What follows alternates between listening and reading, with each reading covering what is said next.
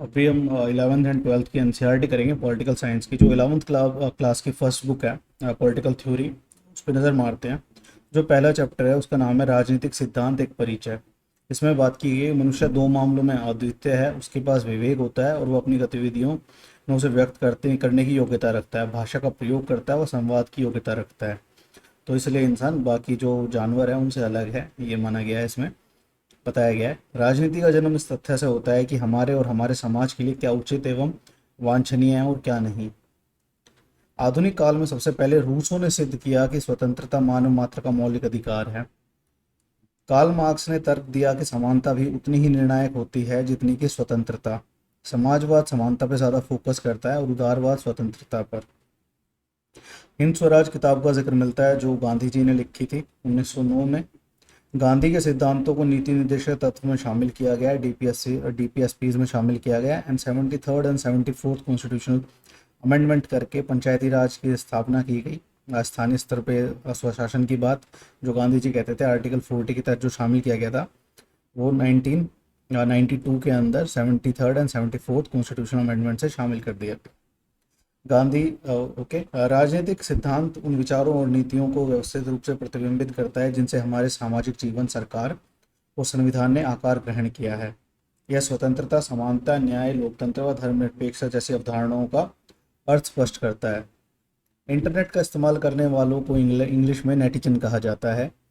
सुकरात जो कि एथेंस के एक ग्रीक प्राचीन यूनानी फिलोसफर थे, उनको है ना उनके जो शासक थे यूनान के, उनके द्वारा मृत्युदंड दे दिया गया था।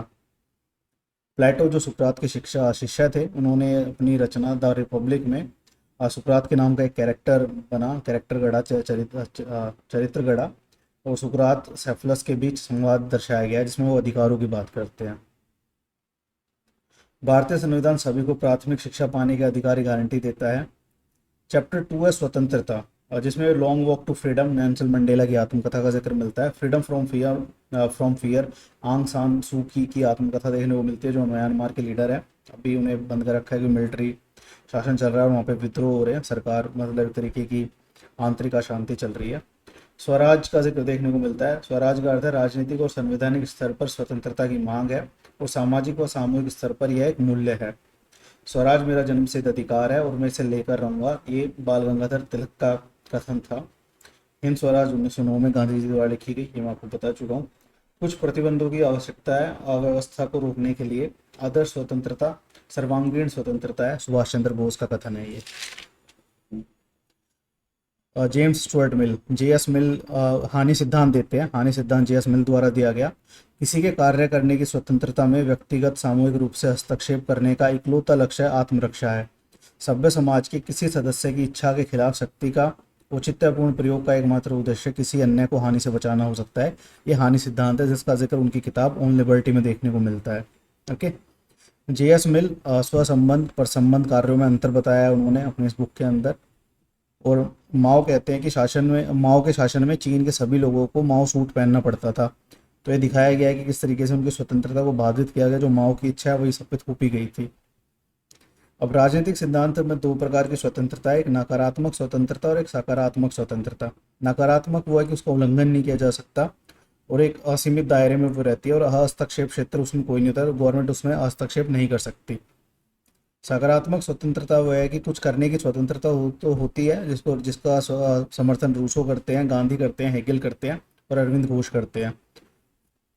सकारात्मक स्वतंत्रता के पक्षधरों का मानना है कि व्यक्ति केवल समाज में ही स्वतंत्र हो सकता है। अभिव्यक्ति की स्वतंत्रता, तुम जो कहते हो मैं उसका समर्थन नहीं करता, लेकिन मैं मरते दम तक तुम्हारे कहने के अधिकार का बचाव करूंगा, ये वॉल्टेयर का कथन है।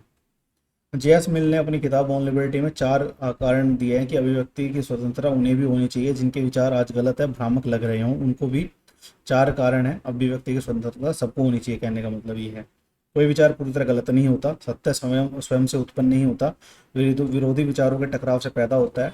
विचारों का संघर्ष हमेशा मूल्यवान होता है, निश्चित नहीं है जिसे हम सत्य समझते हैं कि वही सत्य हो। रामायण रिटोल्ड का जिक्र मिलता है, किताब जो ओपरा मैनन के द्वारा लिखी गई है। द सैटनिक वर्सेस का जिक्र मिलता है, जो सलमान रुश्दी की किताब है। चैप्टर 3 समानता समानता स्वतंत्रता, समानता, भाईचारा, ये फ्रांसीसी क्रांति का नारा था, फ्रेंच रेवोल्यूशन का।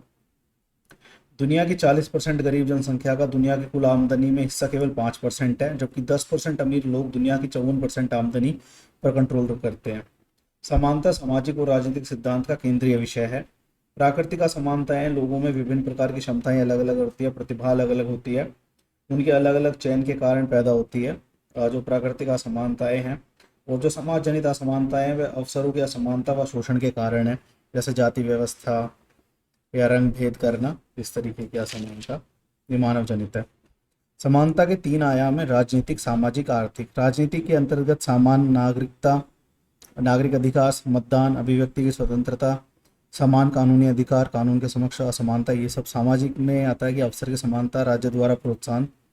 आर्थिक में आता है कि आर्थिक खाई, अमीर गरीब की खाई को कम करना, ये सारा। दो प्रमुख सामाजिक राजनीतिक विचारधाराएं हैं: मार्क्सवाद व उदारवाद। मार्क्सवाद कहता है कि निजी स्वामित्व संपत्ति का अन्य संसाधनों का एक समस्या है जो असमानताओं को बढ़ा रहा है। निजी स्वामित्व जो है, प्राइवेट प्रॉपर्टी का कॉन्सेप्ट है, वो असमानता को बढ़ा रहा है। आवश्यक संसाधनों व अन्य संपत्ति पर जनता का नियंत्रण होना चाहिए, ये मार्क्सवाद का कहना है। उदारवाद कहता है कि संसाधनों व लाभांशों के वितरण के सर्वाधिक कारगर तरीके के रूप में प्रतिद्वंद्विता के सिद्धांत का समर्थन करते हैं। कंपटीशन होना चाहिए अर्थव्यवस्था के अंदर। खुली और स्वतंत्र प्रतिस्पर्धा का पक्षधर है उदारवाद। राजनीतिक, आर्थिक और सामाजिक असमानताएं एक दूसरे से जुड़ी होती है, इस विचार को नहीं मानते हैं उदारवादी। नारीवाद का जिक्र मिलता है कि नारीवाद के अनुसार स्त्री पुरुष असमानता पितृसत्ता का परिणाम है, उसकी देन है। नारीवाद स्त्री पुरुष के समान अधिकारों का पक्ष लेने वाला राजनीतिक सिद्धांत है। समाजवाद, असमानताओं को न्यूनतम करना और संसाधनों का न्यायपूर्ण बंटवारा, ये उद्देश्य है समाजवाद का। शिक्षा, स्वास्थ्य क्षेत्रों में सरकारी नियोजन व नियंत्रण का समर्थन करता है समाजवाद। जो भारत के अंदर प्रमुख समाजवादी चिंतक हैं उनमें राम मनोहर लोहिया का नाम सबसे ऊपर आता है। वो 5 असमानताओं की बात करते हैं जिनके खिलाफ लड़ना होगा: स्त्री पुरुष असमानता, चमड़ी के रंग पर आधारित असमानता, जातिगत असमानता, औपनिवेशिक शासन के खिलाफ आर्थिक असमानता। ये 5 तो है और साथ में इसमें 2 और जोड़ के वो सप्त क्रांति का सिद्धांत देते हैं कि इनके खिलाफ लड़ाई लड़नी है। जो 2 अन्य हैं उसमें है व्यक्तिगत जीवन पर अन्यायपूर्ण अतिक्रमण के खिलाफ नागरिक स्वतंत्रता के लिए क्रांति, अहिंसा के लिए सत्याग्रह के पक्ष में शस्त्र त्याग के लिए क्रांति। सकारात्मक कार्रवाई का जिक्र मिलता है अफर्मेटिव एक्शंस का, अवसरों की समानता को बढ़ाने के लिए आरक्षण इसका एक नतीजा है, ये आप बोल सकते हैं, एक एग्जाम्पल है रिजर्वेशन। चैप्टर 4 सामाजिक न्याय। न्याय का सरोकार समाज में हमारे जीवन और सार्वजनिक जीवन को व्यवस्थित करने के नियमों और तरीकों से होता है। रॉल्स का जिक्र देखने को मिलता है हमें। जॉन रॉल्स जो एक यूएस के विचारक थे और कानून न्याय सिद्धांत काफ़ी ज़्यादा फेमस है उनका। निष्पक्ष व न्यायपरक समाज सभी सदस्यों के हित में होता है, ये रॉल्स का कथन है। प्राचीन भारतीय समाज में न्याय धर्म से जुड़ा था। धर्म या न्यायोचित सामाजिक व्यवस्था कायम रखना राजा का प्राथमिक कर्तव्य माना जाता था। कन्फ्यूशियस जो कि एक चाइनीज फिलोसफर थे, उन्होंने कहा कि गलत करने वालों को दंडित कर और भले लोगों को पुरस्कृत कर राजा को न्याय कायम रखना चाहिए। प्लेटो जो कि एक ग्रीक फिलोसफर थे, उन्होंने कहा कि वो अपनी बुक द रिपब्लिक में सुकरात और उनके युवा मित्रों ग्लाउकॉन व एडिमेंटस के बीच लंबी वार्ता को न्याय के संबंध में दिखाया गया है।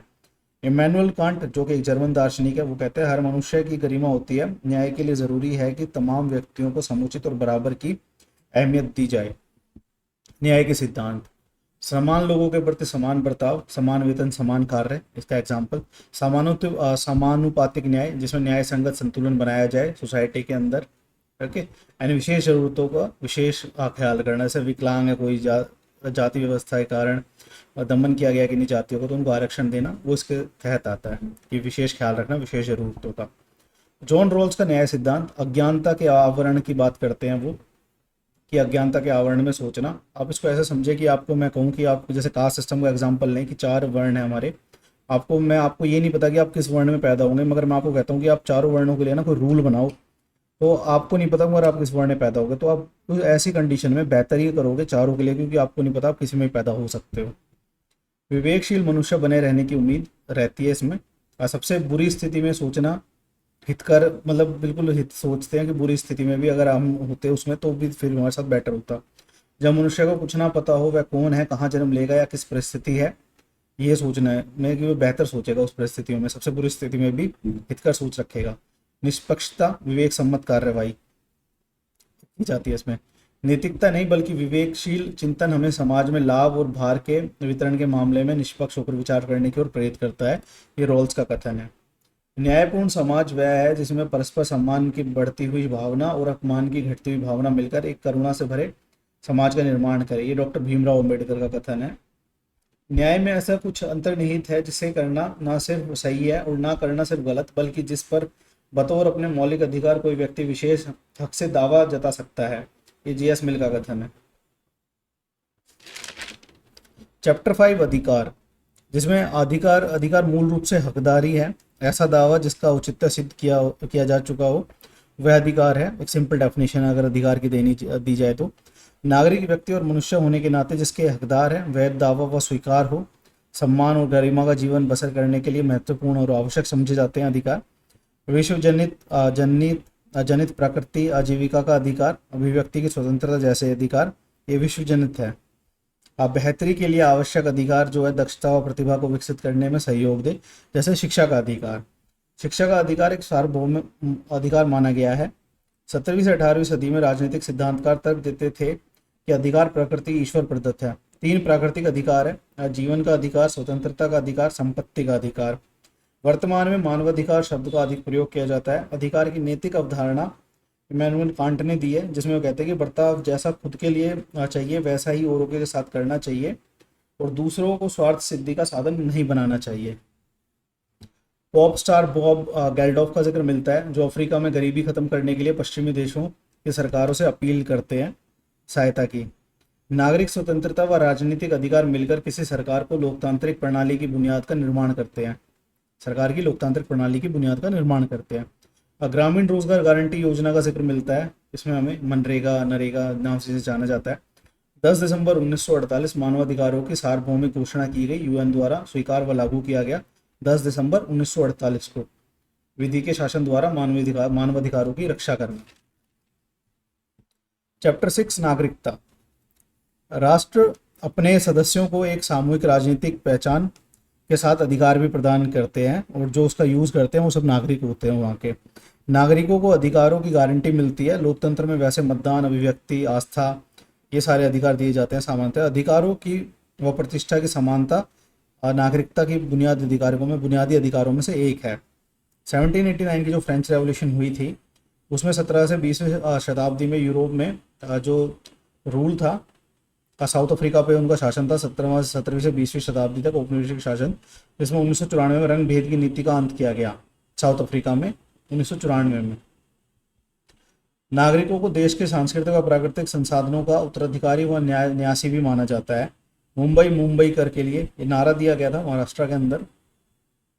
यहाँ पे जिक्र मिलता है कि स्थानीय पहचान को लेकर लोगों में दिक्कत हो गई थी। वहाँ पे जो यूपी बिहार से आए हुए थे उनके खिलाफ गलत किया जा रहा था महाराष्ट्र में, तो वो सारा यहाँ पे कनेक्ट कर सकते हैं आप।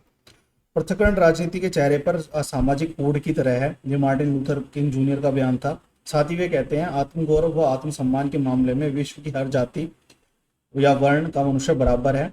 हमें अपने रचनात्मक प्रतिरोध को कभी भी शारीरिक हिंसा में ढालकर पतन का शिकार नहीं होने देना चाहिए। तो स्ट्रीट वेंडर्स एक्ट लाया गया भारत में 2014 के अंदर।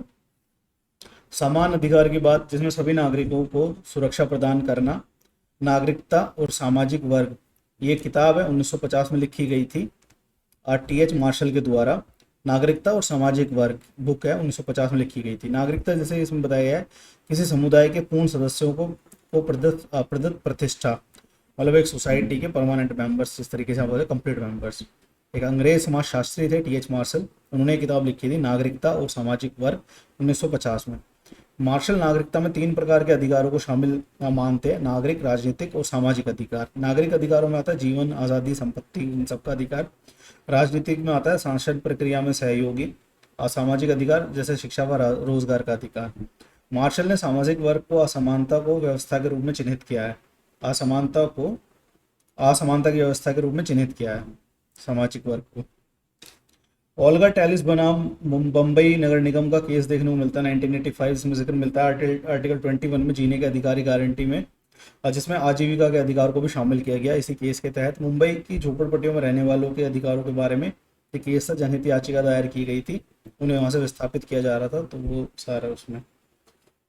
नागरिक और राष्ट्र। राष्ट्र राज्य की संप्रभुता व नागरिकों के लोकतांत्रिक अधिकारों का दावा सर्वप्रथम 1789 में फ्रांस के क्रांतिकारियों ने किया था। भारत एक धर्मनिरपेक्ष और लोकतांत्रिक राष्ट्र राज्य है। नागरिकता संबंधित प्रावधानों का उल्लेख संविधान के दूसरे भाग में और संसद द्वारा पारित कानूनों में हुआ है। संविधान में नागरिकता की लोकतांत्रिक व समावेशी धारणा को अपनाया गया है। भारतीय संविधान में यूएन ने शरणार्थियों की जांच व मदद करने के लिए उच्चायुक्त नियुक्त किया हुआ है, हाई कमीशन नियुक्त किया हुआ है। 1959 में दलाई लामा को आश्रय दिया था भारत ने। Discovery of India Jawaharlal Nehru की किताब। चैप्टर 7 है राष्ट्रवाद। यहाँ पर गणतंत्र परेड राष्ट्रवाद का एक प्रतीक है। गणतंत्र परेड में हम अपनी सत्ता शक्ति के साथ विविधता को प्रदर्शित करते हैं, डिफरेंट स्टेट्स की झांकियाँ आती हैं वो सब। और राष्ट्रवाद का जो अपोजिट वर्ड है और जो चैलेंज है सबसे बड़ा, वो अलगाववाद है, सेपरेटिज्म की सेपरेट करने की मांग चलती है, मूवमेंट चलती है कई राज्यों के अंदर। तो वो हिंसा का, आतंकवाद का सहारा लेते हैं, अशांति फैलाते हैं। तो वो सारा औपनिवेशिक शासन में से स्वतंत्रता राष्ट्रवादी संघर्ष किया गया वहाँ पर। और राष्ट्रवाद तभी पैदा हुआ था, उपनिवेशवाद के खिलाफ उत्पन्न हुआ था। और अभी सबसे बड़ा चैलेंज इसके सामने अलगाववाद है। पृथकतावादी आंदोलन, जिन्हें अलगाववादी आंदोलन भी कहा जाता है, जैसे क्यूबेक वासी, ये कनाडा में चल रहा है। बास्क वासी उत्तरी स्पेन में चल रहा है।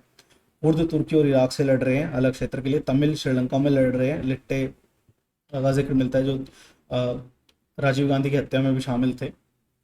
21 मई 1991 को हत्या कर दी गई थी उनकी। खालिस्तान की मांग भारत में भी एक अलगाववादी आंदोलन है। राष्ट्र बहुत हद तक एक काल्पनिक समुदाय होता है जो अपने सदस्यों के सामूहिक विश्वास, आकांक्षा और कल्पनाओं के सारे एक सूत्र में बंधा होता है। राष्ट्र विश्वास के जरिए बनता है। राष्ट्र की तुलना किसी टीम से की जा सकती है। इतिहास, बोध, संस्कृति, सभ्यता तथा विरासत साझा करते हैं ये। भू क्षेत्र एक होमलैंड का सिद्धांत है। इसमें साझे राजनीतिक आदर्श होते हैं। बास्क स्पेन का एक पहाड़ी समृद्ध क्षेत्र है, जो स्पेन राज्य संघ के अंतर्गत एक स्वायत्त क्षेत्र है। अभी एट प्रेजेंट ऑटोनोमस टेरिटरी है। एक अलग देश की मांग चल रही है वहाँ पे। उनकी खुद की अपनी अलग संस्कृति और भाषा है। 1/3 बास्क भाषा ही बास्क क्षेत्र में बोली जाती है। जो तानाशाह था फ्रैंको स्पेन का 20वीं सदी में बास्क भाषा पर प्रतिबंध लगा दिया था उसने। यूरोप में पहले विश्व युद्ध के पश्चात एक संस्कृति, एक राज्य की मान्यता ने सूर पकड़ा था। राष्ट्रवाद हमारा अंतिम आध्यात्मिक मंजिल नहीं हो सकता। मेरी शरण स्थली मानवता है। देशभक्ति को मानवता पर कदापि विजयी नहीं होने दूंगा, यह रविंद्रनाथ टैगोर का कथन था, जो संकीर्ण राष्ट्रवाद के आलोचक थे, एक नैरो नेशनलिज्म के आलोचक थे। चैप्टर 8 है धर्मनिरपेक्षता। धर्मों के बीच वर्चस्ववाद की समस्या रही है। धर्मनिरपेक्षता धर्म विरोधी नहीं है, ये आपको समझना होगा सबसे पहले। जब कोई धर्म या एक संगठन में बदलता है तो आमतौर पर इसका सर्वाधिक रूढ़िवादी हिस्सा इस पर हावी हो जाता है, जो किसी किस्म की असहमति बर्दाश्त नहीं करता है। धार्मिक वर्चस्व एक तो हमें देखने को मिलता है कि दो धर्मों के बीच में अंतर धार्मिक होता है, जैसे हिंदू मुस्लिम के बीच देखने को मिलता है, मुस्लिम क्रिश्चियन के बीच देखने को मिलता है। और एक धर्म के अंदर देखने को मिलता है, इसमें शिया सुन्नी का विवाद है। भारतीय हिंदू समाज की बात करें, इसमें जाति व्यवस्था है। तो ये सारा धर्मनिरपेक्षता किसी प्रकार के धार्मिक वर्चस्व के विरुद्ध एक विचार है। धार्मिक रूढ़िवाद एक समस्या है जिससे देश में शांति के लिए खतरा पैदा होता है। कई धर्म संप्रदायों में टूट जाते हैं, आपसी हिंसा तथा भिन्न मत रखने वाले अल्पसंख्यकों का उत्पीड़न में लग जाते हैं। धर्मनिरपेक्षता धर्मों के अंदर आज़ादी तथा विभिन्न धर्मों के बीच व उनके अंदर समानता को बढ़ावा देता है।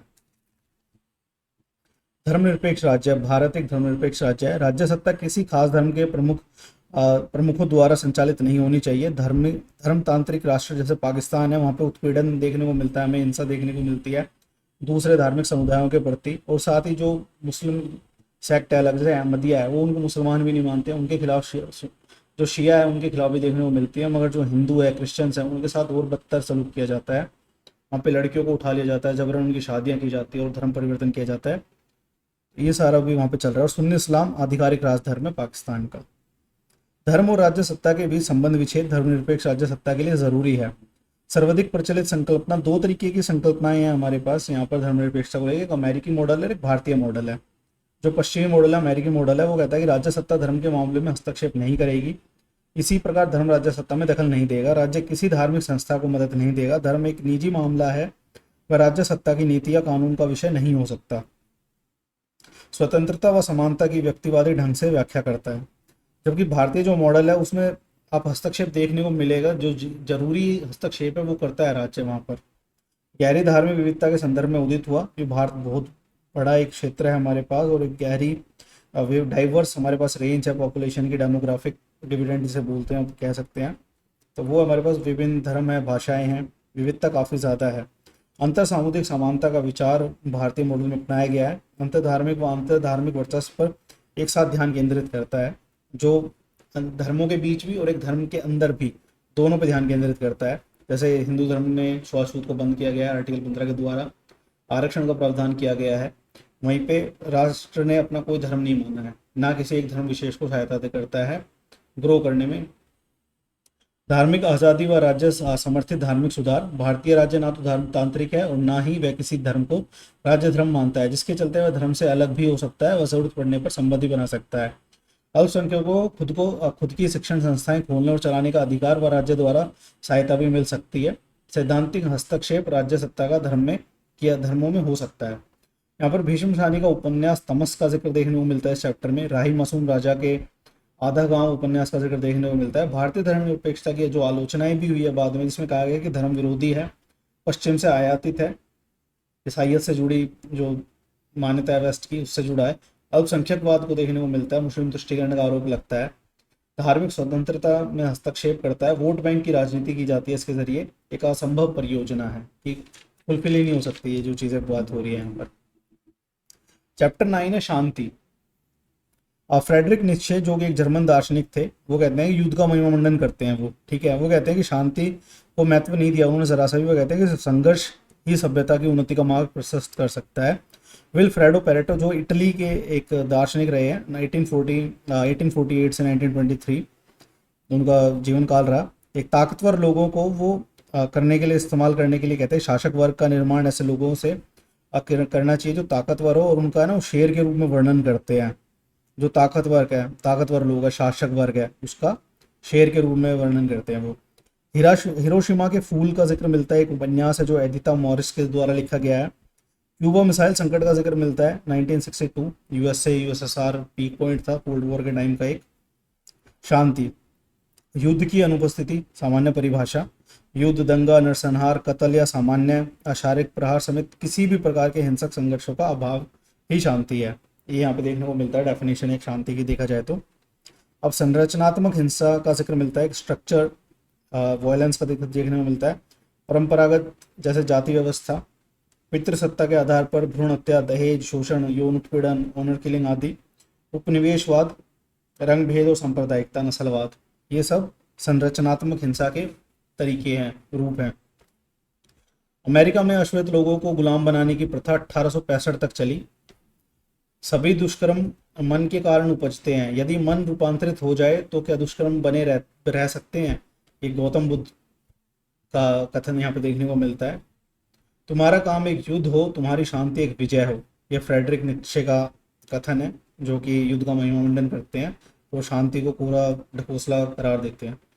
मैं हिंसा का विरोध करता हूँ क्योंकि जब यह कोई अच्छा कार्य प्रतीत होती है तब अच्छाई अस्थायी होती है, जबकि इससे जो बुराई होती है वह स्थायी होती है। ये महात्मा गांधी का कथन है हिंसा को लेकर। इसमें एक कार्टून देखने को मिलता है जिसमें component for the creation of terrorism दिखाया गया है, आतंकवाद दिखाया गया है। इसमें क्या है कि फैंटेसिज्म है कि मतलब अपनी दुनिया, रंगीन दुनिया, अपने सपने बुनना, उनमें रहना। युद्ध, वॉर, इनइक्वालिटी, असमानता, इंटॉलरेंस, असहिष्णुता, मिजरी और यहाँ पर हंगर, भुखमरी, ये सब मिलके ये सारी कॉकटेल बन के आतंकवाद को जन्म देते हैं। ये इसका जिक्र यहाँ पे देखने को मिलता है। चूंकि युद्ध का आरंभ लोगों के दिमाग में होता है, इसलिए शांति के बचाव भी लोगों के दिमाग में ही रचे जाने चाहिए। ये यूनिसेफ के कॉन्स्टिट्यूशन में दिया गया है, ठीक है। सविनय अवज्ञा आंदोलन का जिक्र देखने को मिलता है जो 1930 में चलाया गया था, 1934 में वापस ले लिया गया था। सत्याग्रह का एक प्रमुख उदाहरण है अनुचित कानूनों को अहिंसक ढंग से खुलेआम तोड़ना। गांधी जी द्वारा प्रयोग किया गया है इसका। 1960 में यूएसए में मार्टिन लूथर किंग ने भी इसका भेदभाव के खिलाफ लड़ने में इसका प्रयोग किया। खमेर रूस जो कि कंबोडिया के जो तानाशाह थे पॉल पॉट, उनकी एक पर्सनल आर्मी बोल सकते हो आप, मिलिशिया थी उनकी, उसका जिक्र देखने को मिलता है। 1975 से 79 बिल्कुल आतंक मचाया हुआ था इन्होंने, 21% आबादी को साफ कर दिया, 17 लाख लोगों को मार डाला इन लोगों ने। नेशनल लिबरेशन फ्रंट अल्जीरिया में जिक्र मिलता है। 1960 में फ्रांस से आज़ादी मिली अल्जीरिया को, फिर वहाँ पे निरंकुशवाद का शासन लग गया। पहला गिरमिटिया उपन्यास है गिरिराज किशोर जी का, इसका जिक्र देखने को मिलता है। 1990 में इराक कुवैत युद्ध देखने को मिलता है हमें, जिसमें अमेरिका और उसके समर्थक इराक ने कब्जा कर लिया था कुवैत पर, और फिर यूएन की जो पीस कीपिंग फोर्स थी अमेरिका की लीडरशिप में, वो अटैक करती है इराक पे और आज़ाद करवा देती है। रवांडा का जिक्र मिलता है वहाँ पर। रेडियो रवांडा काफ़ी ज़्यादा फेमस कॉन्सेप्ट है। ईदी अमीन रवांडा का कसाई, उसका जिक्र देखने को मिलता है। 1994 5 लाख तुत्सी लोगों को हुतू लोगों ने मार डाला। यहाँ पे एक दो ट्राइब्स थी, उन लोगों की आपस में लड़ाई हुई। सेकेंड वर्ल्ड वॉर के बाद जापान एंड कोस्टारिका ने सैन्य बल ना रखने का फैसला किया। तो ये था चैप्टर 9 शांति। चैप्टर 10 है विकास। विकास के सामने चैलेंजेस क्या है? डेवलपमेंट। उसके सामने जो चैलेंजेस है वो क्या है? तो लागत, खर्चा। जो विकासशील राष्ट्र है, जो अल्प विकसित देश है, उनके लिए काफ़ी बड़ी चैलेंज है लागत, जो खर्च होते हैं विकास कार्यों पे, उसकी कमी का अभाव उसका। पर्यावरण, वन नष्ट हो रहे हैं, चैलेंजेस आ रहे हैं। विस्थापन की समस्या, आप बांध जैसी कोई परियोजना बनाते हैं तो काफ़ी बड़ा क्षेत्र के गांव वगैरह खाली करवाने पड़ते हैं, तो वो ये सारे चैलेंजेस हैं। नर्मदा बचाओ आंदोलन का जिक्र मिलता है। नर्मदा नदी पर सरदार सरोवर परियोजना के विरोध में नर्मदा बचाओ आंदोलन चलाया गया। केन सारो विवा का जिक्र मिलता है, जो ओगोनी वासी थे एक, और 1980 के दशक में एक लेखक थे, पत्रकार और एक टीवी निर्माता थे। नाइजीरिया का प्रांत है ओगोनी। 1950 के दशक में यहाँ पे कच्चा तेल पाया गया था। Movement for survival of Ogoni people नाम से इन्होंने अपना ये आंदोलन चलाया था। एक सारो विवा द्वारा अहिंसक आंदोलन चलाया गया 1990 में। इसका इम्पैक्ट ये हुआ कि 1993 तक तेल कंपनियां वापस चली गई वहाँ से, क्योंकि उन्होंने लूट मचाई हुई थी, तो वो वहाँ चलेगी। बाद में नाइजीरिया के सैनिक शासन ने झूठे हत्या के मामले में सारो विवा को फांसी की सजा सुना दी, और शेल नामक जो कंपनी थी उसका हाथ बताया जा रहा है कि उसने दबाव बनाया था और जो ओगोनी से भाग गई थी। 1995 में केन सारो विवा को फांसी पर चढ़ा दिया गया। ग्रीन पार्टी का जिक्र मिलता है, जो पर्यावरणवादी है, पर्यावरणवाद की बात करते हैं। इसका जन्म जो 19वीं सदी में औद्योगिकरण के खिलाफ विकसित विद्रोह के कारण इसका जन्म हुआ ग्रीन पार्टी का। पर्यावरण संगठन, ग्रीन पीस व national wild life fund, WF wild life fund, इसका जिक्र मिलता है। ग्रीन पीस का जिक्र मिलता है। HDI का जिक्र मिलता है। ह्यूमन डेवलपमेंट इंडेक्स का जिक्र मिलता है। मानव विकास प्रतिवेदन, जो UNDP द्वारा हर साल जारी किया जाता है, जो एक UN राष्ट्र विकास कार्यक्रम उसके तहत कार्य करती है। इसके फुल फॉर्म है United Nations Development Programme, UNDP का। इसमें मृत्यु दर को, साक्षरता, आयु संभावितता, मातृ मृत्यु दर आदि इन सबको शामिल किया जाता है। सामाजिक संकेतकों पर देशों की रैंक दी जाती है इसमें। जो डोमखेड़ी गांव था नर्मदा घाटी में, नर्मदा बचाओ आंदोलन की शुरुआत यहाँ से होती है, डोमखेड़ी गांव से। तो ये 11वीं क्लास की जो पॉलिटिकल थ्योरी वाली बुक थी वो है। और 11वीं क्लास की जो सेकंड बुक है पॉलिटिकल साइंस NCERT की, वो है कॉन्स्टिट्यूशन से रिलेटेड। तो पहला चैप्टर है उसका संविधान क्यों और कैसे। इसमें बताया गया है कि संविधान का सर्वप्रथम कार्य यह है कि वह आधारभूत नियमों का एक ऐसा समूह उपलब्ध कराए जिससे समाज के सदस्यों में एक न्यूनतम तालमेल एवं विश्वास बना रहे। संविधान क्या है? एक बेसिक डेफिनेशन देनी हो तो भी कह सकते हैं एक सेट ऑफ रूल्स है जिसके आधार पर राज्य का निर्माण तथा शासन किया जाता है। भारतीय संविधान में स्पष्ट किया गया है कि ज़्यादातर कानून संसद बनाएगी। संविधान वह सत्ता है जो सबसे पहले सरकार बनाती है। संविधान का दूसरा कार्य यह स्पष्ट करना है कि समाज में फैसले लेने की शक्ति किसके पास होगी व सरकार किस प्रकार निर्मित होगी। सरकार के द्वारा अपने नागरिकों पर लागू किए जाने वाले कानूनों की कोई सीमा निश्चित करे, या सीमाएं इस रूप में मौलिक होती हैं कि सरकार भी उन कानूनों का उल्लंघन नहीं कर सकती। संविधान ताकत प्रदान करता है, साथ ही उसका दायरा भी निर्धारित करता है। मौलिक अधिकारों का उल्लंघन कोई सरकार नहीं कर सकती है। एक इसमें अपवाद है कि राष्ट्रीय आपातकाल में सीमित किया जा सकता है।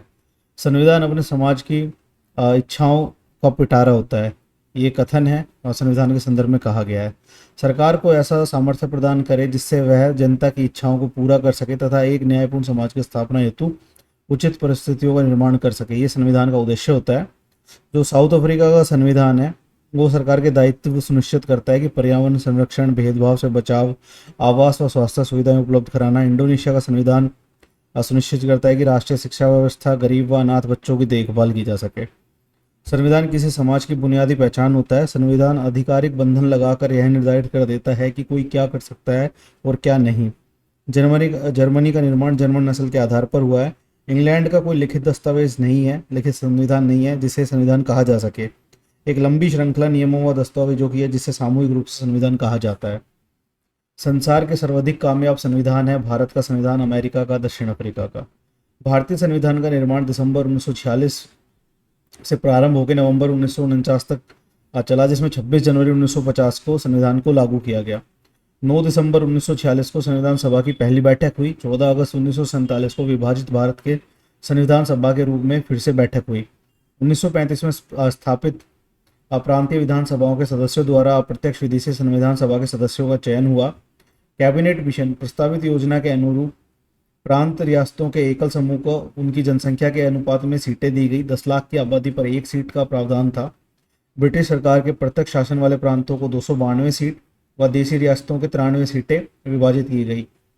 प्रत्येक प्रांत की सीटों को 3 मुख्य समुदायों सिख, मुसलमान एवं सामान्य में हिंदू समुदाय आता था में उनकी जनसंख्या के अनुपात में बांट दिया गया। प्रत्येक समुदाय के सदस्य ने अपने प्रतिनिधियों का चुनाव किया, समानुपातिक प्रतिनिधित्व व एकल संक्रमण मत पद्धति का प्रयोग करके। 3 जून 1947 की योजना के अनुसार बंटवारे के पश्चात वे सभी प्रतिनिधि संविधान सभा के सदस्य नहीं रहे जिनका चयन पाकिस्तान क्षेत्र से किया गया था, जिससे संविधान सभा में सदस्यों की संख्या 299 रह गई। और जब 26 नवंबर 1949 को संविधान बन के तैयार हुआ तो कुल 284 सदस्य मौजूद थे। इन्होंने ही अंतिम तौर पर पारित संविधान पर अपने हस्ताक्षर किए। अनुसूचित वर्गों के 26 सदस्य शामिल थे संविधान सभा में। संविधान सभा में केंद्रीय कांग्रेस का वर्चस्व था। 82% सीटों पे कांग्रेस के सदस्य शामिल थे। एक तरीके से कांग्रेस के नेताओं के पास 82% सीटें थी संविधान सभा के अंदर। 8 मुख्य कमेटियां थी संविधान सभा की। 2 साल 11 महीने की अवधि संविधान सभा की बैठकें चली, जिसमें 166 दिनों तक चली। इसके सत्र अखबारों व साधारण जनता के लिए खुले थे। उद्देश्य प्रस्ताव, जिसे प्रियम्बल के तौर पर शामिल किया गया है संविधान के अंदर हमारे, 1946 में जवाहरलाल नेहरू द्वारा लेकर लाया गया था, जवाहरलाल नेहरू द्वारा, ठीक है, जिसमें संविधान सभा के लक्ष्यों को परिभाषित किया गया था। अब भारतीय संविधान में ब्रिटिश कॉन्स्टिट्यूशन से क्या लिया है उस पर देखते हैं। सर्वाधिक मत के आधार पर चुनाव में जीत का फैसला, first pass the post system, की जिसकी पहले ज़्यादा सीटें आगे वो जीत जाएगा, वोट मिलते हैं जिसे। सरकार का संसदीय स्वरूप, कानून के शासन का विचार, विधायिका में अध्यक्ष का पद और उनकी भूमिका, कानून निर्माण की विधि, ये सब ब्रिटिश कॉन्स्टिट्यूशन से लिया गया है। आयरिश जो कॉन्स्टिट्यूशन है आयरलैंड का, उससे लिया गया है। राज्य के नीति निर्देशक तत्व, DPSPs, directive principles of state policy. France से लिया गया स्वतंत्रता, समानता व बंधुत्व का सिद्धांत। कनाडा से लिया गया एक अर्ध संघात्मक सरकार का स्वरूप, सशक्त केंद्रीय सरकार वाली संघात्मक व्यवस्था, अवशिष्ट शक्तियों का सिद्धांत। USSR से लिया गया नागरिक कर्तव्य।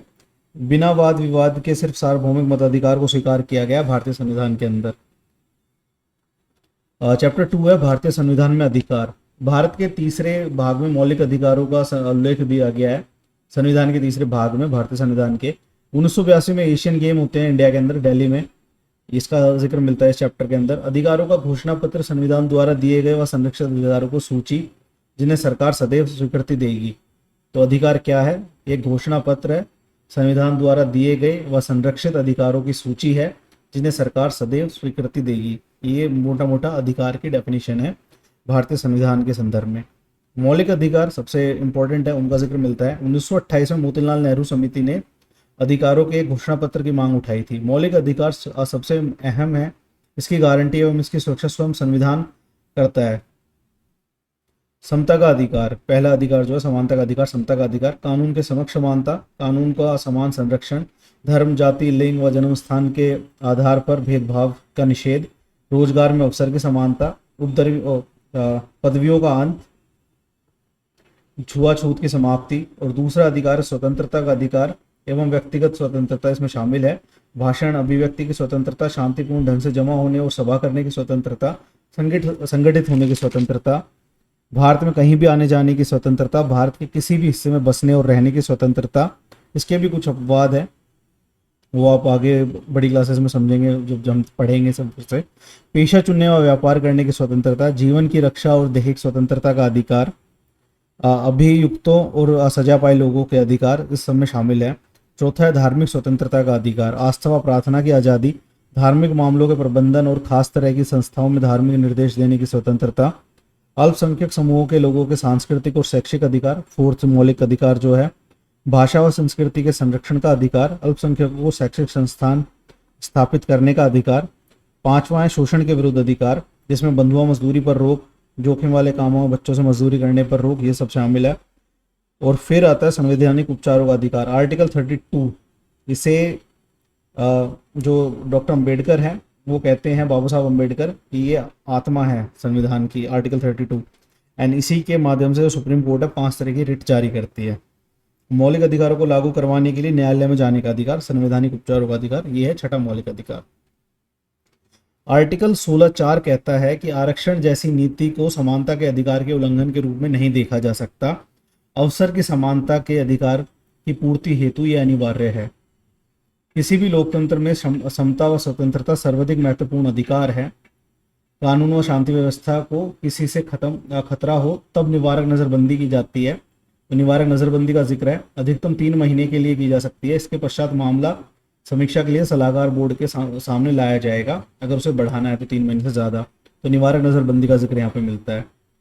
शिक्षा बच्चों का मौलिक अधिकार है, यह जिक्र मिलता है इस चैप्टर के अंदर। राज्य द्वारा संचालित शैक्षणिक संस्थानों में ना तो किसी धर्म का प्रचार किया जाएगा, ना ही कोई धार्मिक शिक्षा दी जाएगी, ना प्रवेश के लिए किसी धर्म को प्राथमिकता दी जाएगी। संवैधानिक उपचारों का अधिकार संविधान का हृदय और आत्मा है। डॉक्टर भीमराव अंबेडकर ने ये बात कही थी। मौलिक अधिकारों के उल्लंघन की दशा में सीधे हाई कोर्ट या सुप्रीम कोर्ट जा सकते हैं।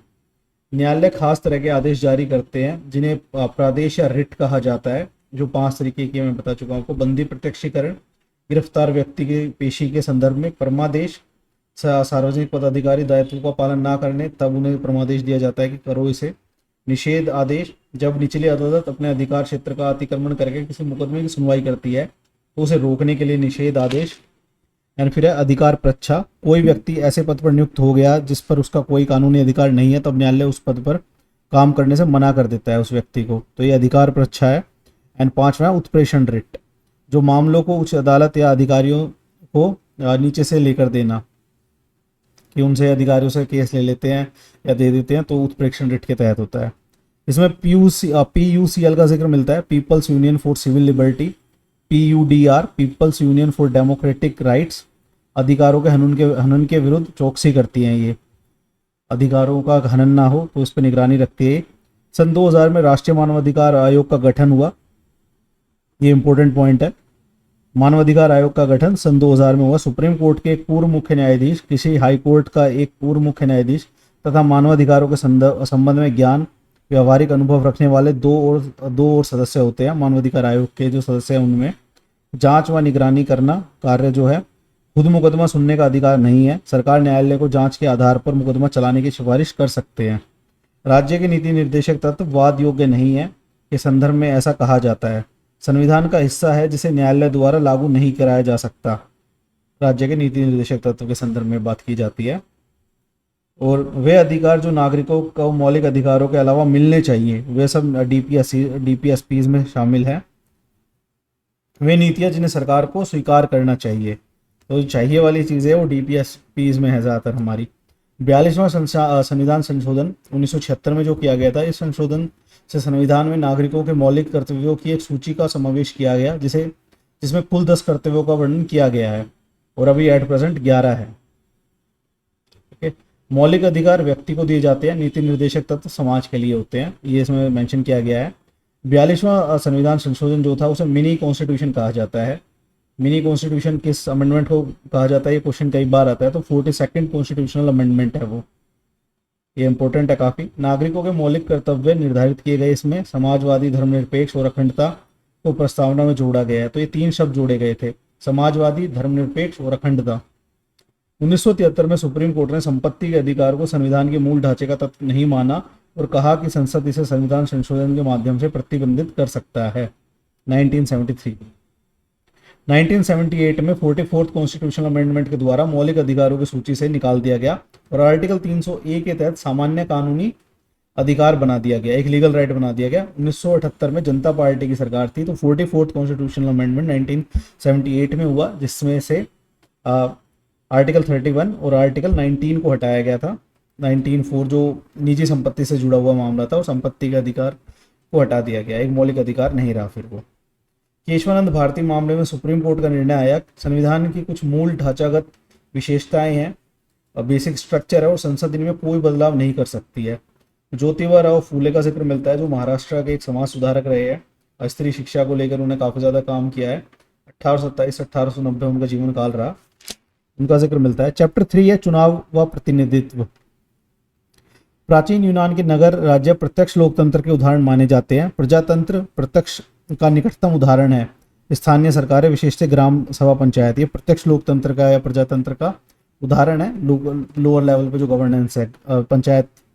अप्रत्यक्ष तौर पर नागरिक अपने चुने प्रतिनिधियों के द्वारा शामिल होते हैं। 1984 में कांग्रेस पार्टी ने 415 सीटें जीती थी, 543 में से सीटें जीती, और 48% वोट मिले थे कांग्रेस को तब 1984 में, इंदिरा गांधी की हत्या के बाद जो बाई इलेक्शन हुए थे उनमें। First pass the post system अपनाया गया भारत में और यूके के अंदर। ये बहुलवादी व्यवस्थाओं में ज़्यादातर अपनाया जाता है, और इसे first pass the post system को हमने यूके से ही लिया है। जो सबसे आगे वही जीते। भारतीय संविधान इसी विधि को स्वीकार करता है। समानुपातिक प्रतिनिधित्व प्रणाली है, वो इजराइल में देखने को मिलती है हमें उसका यूज़ वहाँ के इलेक्शंस में। मतगणना के पश्चात प्रत्येक पार्टी को संसद में उसी अनुपात में सीटें दी जाती है जिस अनुपात में वोटों का अंश प्राप्त होता है। तो दो प्रकार के हैं, एक तो ये जो है समानुपातिक प्रतिनिधित्व प्रणाली, ये दो प्रकार की है। एक तो इजराइल और नीदरलैंड्स में, जिसमें पूरे देश को एक निर्वाचन क्षेत्र माना जाता है। अर्जेंटीना और पोर्चुगल में, पुर्तगाल के अंदर संपूर्ण राष्ट्र को एक बहुसदस्यीय निर्वाचन क्षेत्रों में बांट दिया जाता है। इस तरीके से वहाँ पे काम करती है। भारत में हमने समानुपातिक प्रतिनिधित्व प्रणाली को सिर्फ अप्रत्यक्ष चुनावों के लिए ही सीमित रूप में अपनाया है, एकल संक्रमणीय मत प्रणाली को। हमारा संविधान राष्ट्रपति, उपराष्ट्रपति, राज्यसभा तथा विधान परिषदों के चुनावों के लिए समानुपातिक प्रतिनिधित्व प्रणाली का एक तीसरा तथा जटिल स्वरूप प्रदान करता है। तो ये इनमें यूज होती है राष्ट्रपति चुनाव में, उपराष्ट्रपति चुनाव में, राज्यसभा में तथा विधान परिषदों में। MLCs जो होते हैं उन्हें MNCs, ये यूपी के अंदर देखने को मिलता है, बिहार में है, वहाँ पर MLA होते हैं और साथ में MNCs होते हैं। इजराइल विधायिका होती है, जो वहाँ की विधायिका है उसे नेसेट कहा जाता है। नेसेट के चुनाव प्रत्येक 4 वर्ष पर होते हैं। मतदाता प्रत्याशियों को नहीं, पार्टियों को वोट करते हैं, जिसमें मिनिमम 105% वोट सीट पाने के लिए अनिवार्य है। अब 105% वोट सीट पाने के लिए अनिवार्य है, मैं समझ नहीं पाया, इसे देखना पड़ेगा दोबारा, तो आप देख सकते हैं। भारत में राज्यसभा चुनाव में समानुपातिक प्रतिनिधित्व प्रणाली का एक रूप एकल संक्रमणीय मत प्रणाली का प्रयोग किया जाता है। राज्यसभा के चुनाव में प्रत्येक राज्य को राज्यसभा में सीटों का एक निश्चित कोटा प्राप्त होता है। राज्यों की विधानसभा के सदस्यों द्वारा इन सीटों के लिए चुनाव किया जाता है। राज्य के विधायक ही मतदाता होते हैं। इसमें कुल मतदान होता है, कुल विजयी उम्मीदवार +1, और +1 इसका फॉर्मूला है, बटे कुल मतदान बटे में कुल विजयी उम्मीदवार +1 और ब्रैकेट के बाहर +1।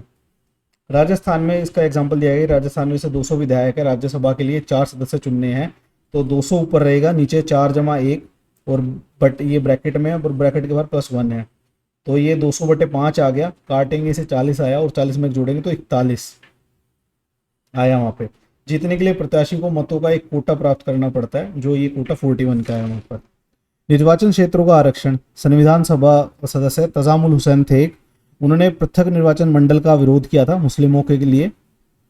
ब्रिटिश सरकार ने पृथक निर्वाचन मंडल का आरंभ किया। किसी समुदाय के प्रतिनिधि के चुनावों में सिर्फ उसी समुदाय के लोगों को मतदान कर सकेंगे। तो इसमें जो मैकाले है उसको भारत में सांप्रदायिकता का जनक कहा जाता है, क्योंकि उसने सांप्रदायिक आधार पर निर्वाचन मंडल बनाए थे। और फिर आता है इसमें आरक्षित निर्वाचन क्षेत्रों की व्यवस्था को अपनाया गया समुचित प्रतिनिधित्व के लिए, कि आरक्षण ज़रूरी है, और जैसे दिया गया है SC STs के लिए सीटें आरक्षित की जाती है कि उनको भी प्रतिनिधित्व मिल सके। SC एंड ST को लोकसभा, राज्यसभा को विधानसभा में आरक्षण की व्यवस्था संविधान द्वारा की गई है। प्रारंभ में केवल 10 वर्षों के लिए यह व्यवस्था की गई थी राजनीतिक आरक्षण की। आरक्षण की अवधि समाप्त होने पर संसद इसे और आगे बढ़ाने का निर्णय ले सकती है। SC ST के लिए आरक्षित सीटों का अनुपात वही है जो भारत की जनसंख्या में इनका अनुपात है। कुल 543 लोकसभा सीटें हैं, जिनमें से 79 SC के पास जाती है और 41 ST के पास जाती है। 1935 के अधिनियम के अंतर्गत पूरे भारत की सभी विधानसभाओं में 1585 में से कुल 24 विधायक आदिवासी थे और केंद्र में तो एक भी नहीं था। जयपाल सिंह संविधान सभा सदस्य थे और STs के लिए, जयपाल सिंह संविधान सभा के सदस्य थे STs के लिए। कौन से निर्वाचन क्षेत्र आरक्षित होंगे, ये फैसला एक स्वतंत्र संस्था द्वारा लिया जाता है, जिसे परिसीमन आयोग कहा जाता है। परिसीमन आयोग का गठन किया जाता है राष्ट्रपति द्वारा, और इसके जो कार्य होते हैं वो होता है चुनाव निर्वाचन क्षेत्रों की सीमा खींचना। चुनाव आयोग से मिलकर कार्य करता है परिसीमन आयोग। प्रत्येक राज्य में निर्वाचन क्षेत्रों के आरक्षण का एक कोटा होता है, राज्य की जनसंख्या के अनुपात में SC ST कोटा। वो स्टेट लेवल पे इस तरीके से और नेशनल लेवल पे भी इसी तरीके से काम करता है।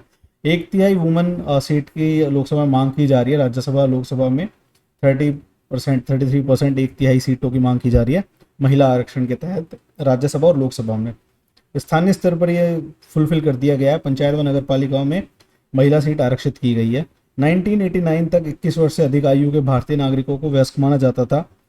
1989 में संशोधन द्वारा 18 वर्ष कर दिया गया, तो फिर वोट देने का अधिकार 18 वर्ष के लोगों को मिल गया था 1989 में। उससे पहले 21 साल के व्यक्ति को वयस्क माना जाता था, अडल्ट माना जाता था। लोकसभा व विधानसभा चुनाव में खड़े होने के लिए उम्मीदवार को कम से कम 25 साल का होना चाहिए। किसी व्यक्ति को 2 या 2 से ज़्यादा वर्ष की जेल हुई है तो वह चुनाव लड़ने के योग्य नहीं है। स्वतंत्र निर्वाचन आयोग, आर्टिकल 324 में हमारे निर्वाचन आयोग का जिक्र मिलता है। आर्टिकल 324 का पहला पार्ट 1 जो बोलता है, इस संविधान के अधीन संसद और प्रत्येक राज्य के विधानमंडल के लिए कराए जाने वाले सभी निर्वाचनों के लिए तथा राष्ट्रपति व उपराष्ट्रपति के पदों के निर्वाचनों के लिए निर्वाचक नामावली तैयार करने का व सभी निर्वाचनों के संचालन का अधीक्षण व निर्देशन व नियंत्रण एक आयोग में निहित होगा। निर्वाचन आयोग की मदद के लिए प्रत्येक राज्य में एक मुख्य निर्वाचन अधिकारी होता है। निर्वाचन आयोग स्थानीय क्षेत्रों के चुनावों के लिए जिम्मेदार नहीं होता है। निर्वाचन आयोग स्थानीय क्षेत्रों के चुनावों के लिए जिम्मेदार नहीं होता है। इसमें राज्यों में राज्य निर्वाचन आयुक्त कार्य करता है, ना कि स्टेट लेवल का और सेंट्रल लेवल का हमारा इलेक्शन कमीशन ईसी। ठीक है। 1989 तक निर्वाचन आयोग एक सदस्यीय था। 1993 में से बहुसदस्यीय बना हुआ है। 1993 से, उससे पहले 1999 तक सिर्फ एक सदस्य होता था, अभी बहुसदस्यीय है। वर्तमान में 3 सदस्य हैं। निर्वाचन आयुक्तों की नियुक्ति मंत्रिपरिषद की सलाह पर राष्ट्रपति द्वारा की जाती है 6 वर्षों के लिए तथा 65 वर्ष की उम्र तक जो पहले खत्म हो ये कार्यकाल होता है। या तो 6 साल का है, या अगर उनकी एज 65 हो जाती है देन वो रिटायर हो जाते हैं। मुख्य निर्वाचन आयुक्त होता है, कार्यालय खत्म होने से पहले केवल राष्ट्रपति हटा सकता है उन्हें। संसद के दोनों सदनों में विशेष बहुमत से पास इस आशय का एक प्रतिवेदन राष्ट्रपति को भेजना होगा। अगर हटाने के लिए विशेष बहुमत चाहिए संसद के दोनों सदनों में। विशेष बहुमत क्या है? उपस्थित तथा मतदान करने वाले सदस्यों का 2/3 बहुमत विशेष बहुमत कहा जाता है। सदन की कुल सदस्य संख्या का साधारण बहुमत अलग, साधारण बहुमत एक नॉर्मल बहुमत है, और जबकि विशेष बहुमत है उपस्थित तथा मतदान करने वाले सदस्यों का 2/3 बहुमत। निर्वाचन आयोग के कार्य: मतदाता सूचियों को अपडेट करना व खामियों को निकालना, चुनाव का समय व कार्यक्रम निर्धारित करना, चुनाव की अधिघोषणा, नामांकन प्रक्रिया, मतदान, मतगणना, परिणाम लास्ट में डिक्लेयर करना होता है। तो ये सिस्टमेटिक तरीका है कि चुनाव की अधिघोषणा होती है पहले, फिर नामांकन प्रक्रिया शुरू होती है, फिर मतदान होता है, फिर मतगणना होती है, फिर परिणाम आते हैं। आदर्श आचार संहिता का जिक्र मिलता है। लागू करना, देखरेख व उपयुक्त तथा न्याय संगत प्रक्रिया पालन हो रहा है या नहीं हो रहा है ये देखना भी इलेक्शन कमीशन का कार्य है। राजनीतिक दलों को मान्यता देना, चुनाव चिन्ह वितरित करना, ये भी इलेक्शन कमीशन का कार्य है। आर्टिकल 324 में जिक्र है इलेक्शन कमीशन का।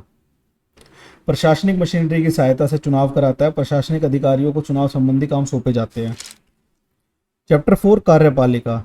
सरकार के 3 अंग हैं, विधायिका, कार्यपालिका, न्यायपालिका।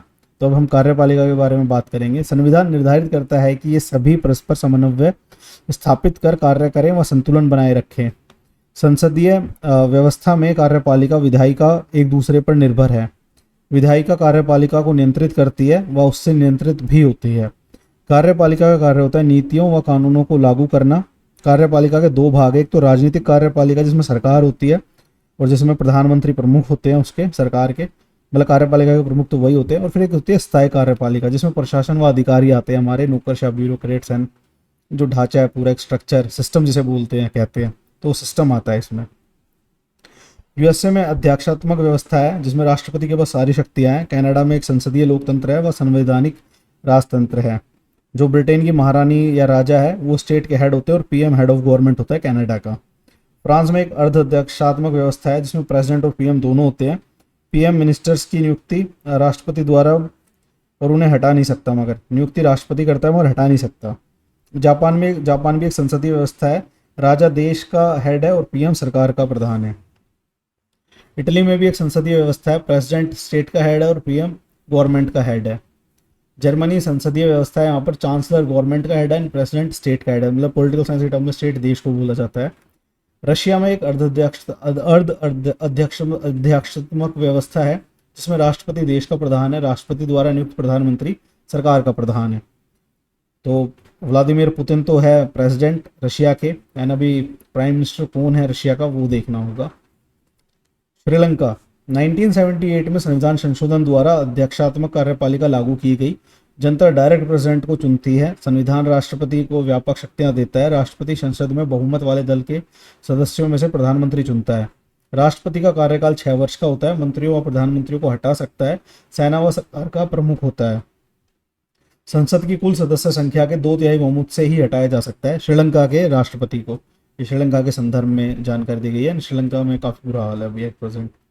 कार्यपालिका के प्रकार, एक तो सामूहिक नेतृत्व वाली कार्यपालिका होती है और एक व्यक्ति के नेतृत्व वाली कार्यपालिका होती है। जो सामूहिक नेतृत्व वाली कार्यपालिका है वो देखने में मिलती है इसमें संसदीय व्यवस्था में और अर्धअध्यक्षात्मक व्यवस्था में।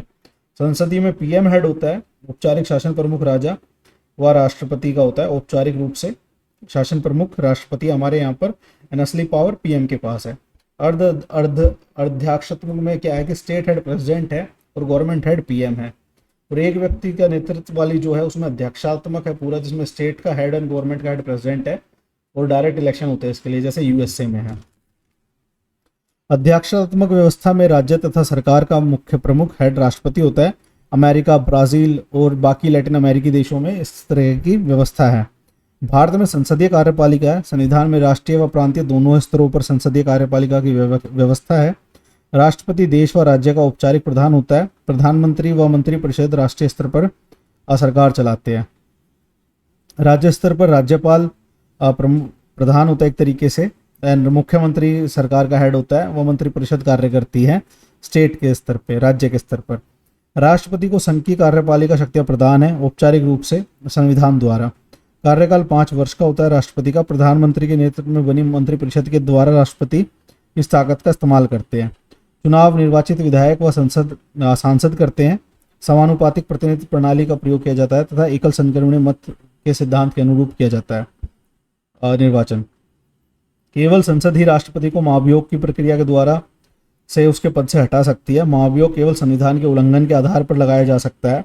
आर्टिकल 74 फर्स्ट में राष्ट्रपति की को सहायता व सलाह देने के लिए एक मंत्रिपरिषद होगी जिसका प्रधानमंत्री होगा। राष्ट्रपति अपने कर्तव्यों का प्रयोग करने में ऐसा सलाह के अनुसार कार्य करेगा बाद में, परंतु राष्ट्रपति मंत्रिपरिषद से ऐसी सलाह पर पुनर्विचार करने के लिए कह सकता है और राष्ट्रपति ऐसे पुनर्विचार के पश्चात दी गई सलाह के अनुसार ही कार्य करेगा। ये जो राष्ट्रपति मंत्रिपरिषद के परामर्श को मानने को विवश किया गया है इस ही वर्ड से, जो इसमें जोड़ा गया है, ये अनुसार ही कार्य करेगा।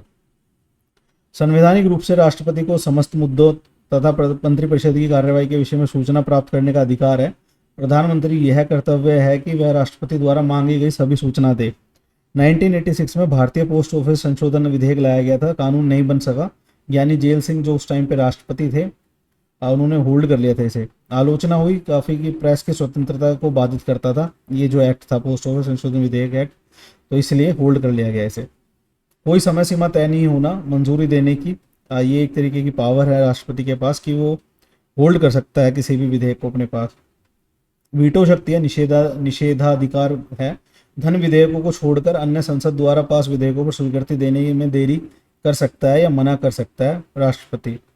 वीटो पावर सीमित है। पुण्य विधेयक भेजे जाने पर स्वीकृति देनी पड़ेगी। पॉकेट वीटो भी कहा जाता है इसे। राष्ट्रपति प्रधानमंत्री की नियुक्ति करते हैं। लोकसभा में स्पष्ट बहुमत न होने पर अपने विवेक से आमंत्रित करते हैं किसी भी दल के नेता को कि वो जैसे लगता है कि सरकार बना लेगा उससे प्रधानमंत्री पद के लिए। उपराष्ट्रपति का कार्यकाल 5 साल का होता है। निर्वाचक मंडल में राज्य विधानसभा के सदस्य नहीं होते हैं इसमें। वो उपराष्ट्रपति को हटाने के लिए राज्यसभा को अपने बहुमत से प्रस्ताव पास करना पड़ता है। वह उस प्रस्ताव पर लोकसभा में सहमति लेनी पड़ती है। राज्यसभा का पदेन अध्यक्ष होता है उपराष्ट्रपति। राष्ट्रपति पद खाली होने पर कार्यवाहक राष्ट्रपति के रूप में कार्य करता है। फखरुद्दीन अली अहमद की मृत्यु के बाद बीडी जत्ती जब तक कार्यवाहक राष्ट्रपति के रूप में काम करते रहे जब तक नए राष्ट्रपति का चुनाव नहीं हो गया। प्रधानमंत्री व मंत्रिपरिषद। प्रधानमंत्री को लोकसभा में बहुमत प्राप्त होता है। प्रधानमंत्री निर्धारित करता है कि उसकी मंत्रिपरिषद में कौन लोग मंत्री बनेंगे।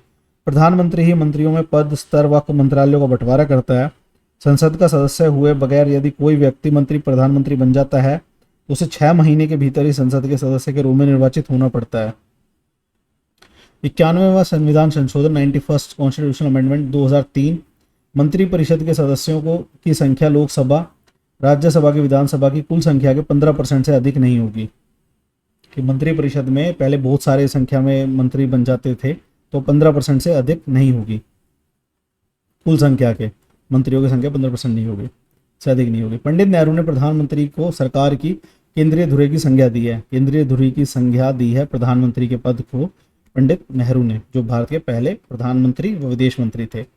केंद्रीय सरकार की सलाह पर राज्यपाल की नियुक्ति राष्ट्रपति द्वारा की जाती है। राज्यपाल के पास ज़्यादा विवेकाधीन शक्तियाँ होती है। स्थायी कार्यपालिका नौकरशाही जिसे बोला जाता है। नागरिक सेवा, नीति निर्माण व लागूकरण में मंत्रियों की सहायता करते हैं। भर्ती का कार्य किया जाता है इनका संघ लोक सेवा आयोग द्वारा, यूपीएससी से बोला जाता है। और इनकी सहायता के लिए स्टेट पीसीएस भी होती है। सदस्यों को एक निर्धारित कार्यकाल के लिए नियुक्त किया जाता है, फिक्स रहता है। वो रिटायरमेंट केस तक कार्य करते हैं अपने, या वो कुछ गड़बड़ नहीं करते तब तक कार्य करते हैं।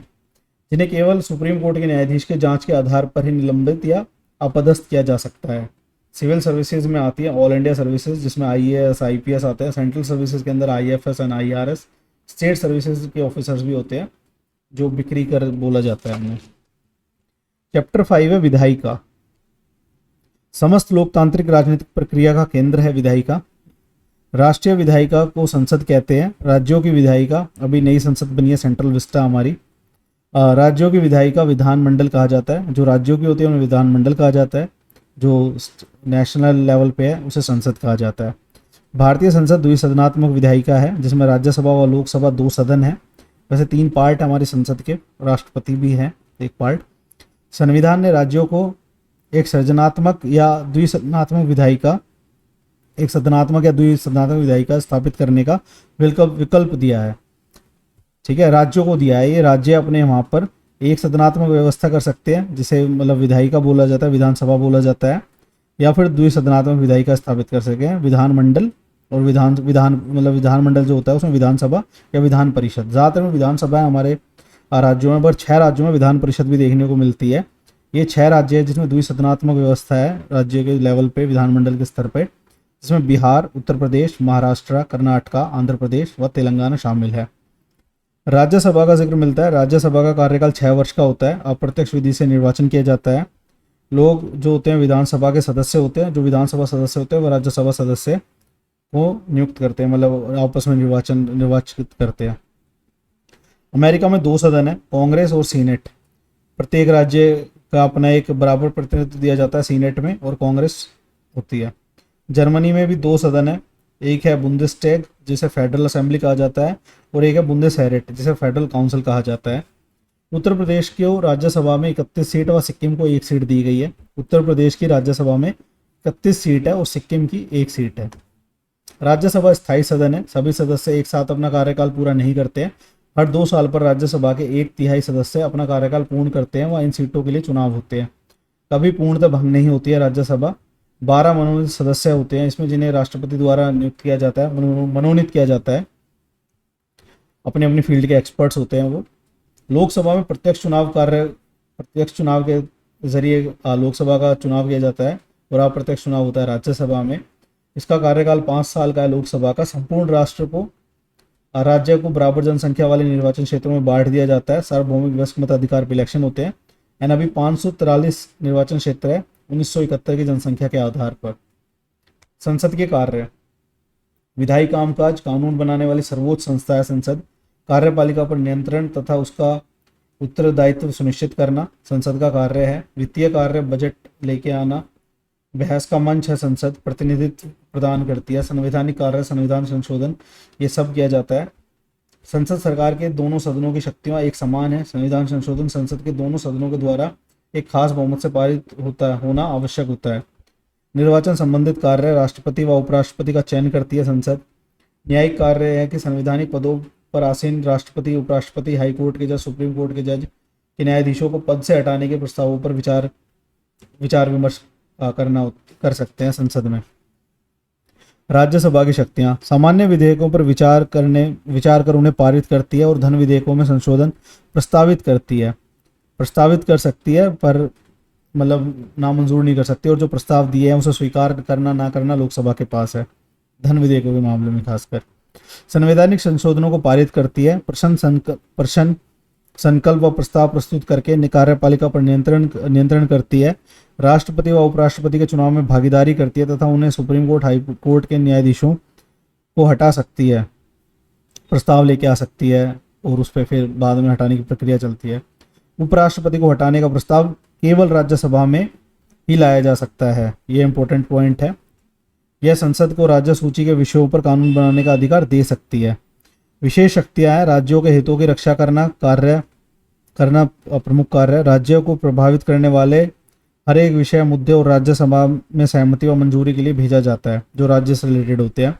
लोकसभा की शक्तियां संघ सूची, संवर्ती सूची के विषयों पर कानून बनाती है, धन विधेयकों व सामान्य विधेयकों को प्रस्तुत व पारित करती है, कर प्रस्तावों, बजट व वार्षिक वित्तीय वक्तव्यों को स्वीकृति देती है, कार्यपालिका पर नियंत्रण रखती है, संविधान संशोधन का कार्य करती है, आपातकाल की घोषणा को स्वीकृति देती है, राष्ट्रपति उपराष्ट्रपति का चुनाव व सुप्रीम कोर्ट और हाई कोर्ट के जजेस को हटा सकती है, प्रस्ताव लेके वो प्रोसेस है वो चलता है।